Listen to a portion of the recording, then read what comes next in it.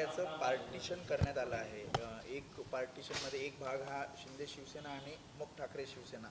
तुम्ही अधिकाऱ्यांशी बोललात, काय तुमचं म्हणणं आहे? नाही, आमचं म्हणणं आहे आमचं आम्हाला मिळालं पाहिजे आणि ते मिळतं आहे. आणि ज्या पद्धतीने महापालिका प्रशासन गेल्या 2022 नंतर जो संपूर्ण महाराष्ट्रामध्ये जी राजकीय दंगल झाली आणि त्याच्यानंतर आलेले सगळे रिझल्ट आणि त्याप्रमाणे आमचं आम्हाला मिळतं आहे. फक्त त्या ह्याच्यामध्ये टॉयलेट आजही नाही आहे, तर त्या टॉयलेटची हे करा. आणि आमचा क्लेरिकल स्टाफ जो पक्षाचा स्टाफ असतो तो कुठे बसणार याच्यावरच चर्चा झाली आहे.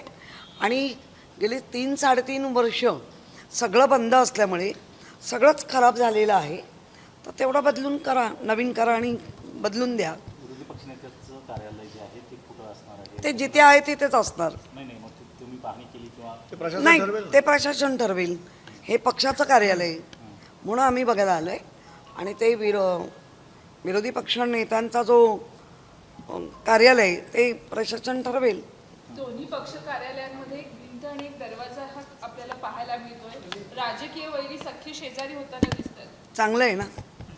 कंजेशन टॅक्स चंद्रपूरमध्ये भाजपच्या उमेदवाराला शिवसेनेमध्ये आपल्या विरोधीनं पाठिंबा दिलेला आहे. त्यामुळे महापौर हा भाजपचा झालेला आहे आणि उपमहापौर हा तुमचा झालेला आहे. आणि काँग्रेससोबत तुमची बोलणी सुरू होती, त्यामुळे काँग्रेसनं मुळात एकतर हे अधिकृत तुमच्या माध्यमातूनच बघतोय, आम्हाला कुठल्याही त्याच्याबद्दलची माहिती नाही.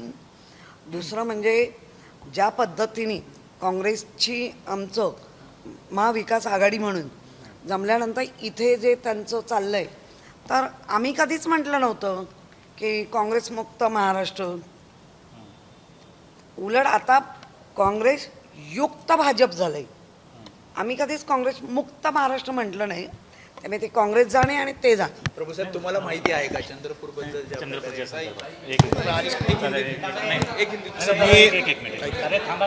मी तुमच्या माध्यमातून ऐकतोय आणि राजकारणात काही होऊ शकतं. नाही राजकारणात काही होऊ शकतं, परंतु काँग्रेससोबत तुमची बोलणी सुरू होती आणि अचानक तुम्ही बघा, हा वरिष्ठ पातळीवरती निर्णय घेण्याचा विषय आहे. त्यामुळे आत्ता मुंबई महानगरपालिकेत आम्ही आज आलो आहोत ते मुंबई महापालिकेसाठी.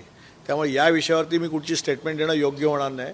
शेवटी असं आहे की राजकारणामध्ये तिथे जे काय ॲडजस्टमेंट आहेत चंद्रपूरमध्ये, त्या दृष्टीने तिकडच्या लोकांनी स्थानिक नेतृत्वाने जे काही केलं असेल, त्यांना अधिकार असतील, त्यानुसार त्यांनी केलं असेल. त्यामुळे आम्हाला वरिष्ठ म्हणून इथे आता काही माहीत नाही आहे. आज आम्ही मुंबई महानगरपालिकेचं कार्यालय आम्हाला जे मिळालं आहे ते कसं आहे आणि आमचे नगरसेवक आले आहेत, तिथे काय व्यवस्था आहे.